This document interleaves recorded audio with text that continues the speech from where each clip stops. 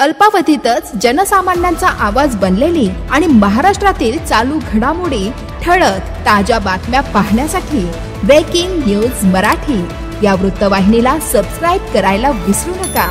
आणि हो, व्हिडिओ आवडल्यास नक्की लाईक करा। मुख्य संपादक वसंत पानसरे।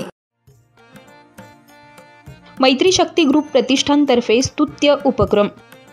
विद्यार्थ्यांना शैक्षणिक साहित्य वाटप।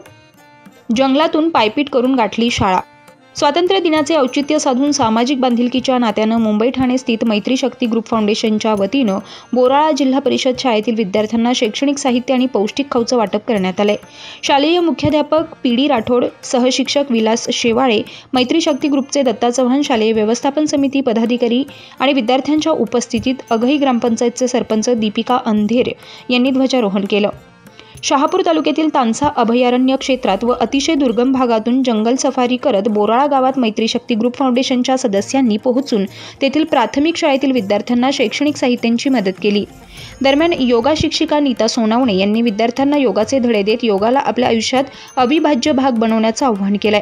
तशी तानसा अभयारण्य क्षेत्रात शांतता आहे, त्याचप्रमाणे योग देखील शांततेचे अभयारण्य मानले जाते, जे आपल्याला जीवनातील आव्हानाविरोधात शांततेनं आणि धैर्यानं लढण्यास सक्षम करते, असं मत देखील नीता सोनावणे यांनी व्यक्त केलंय।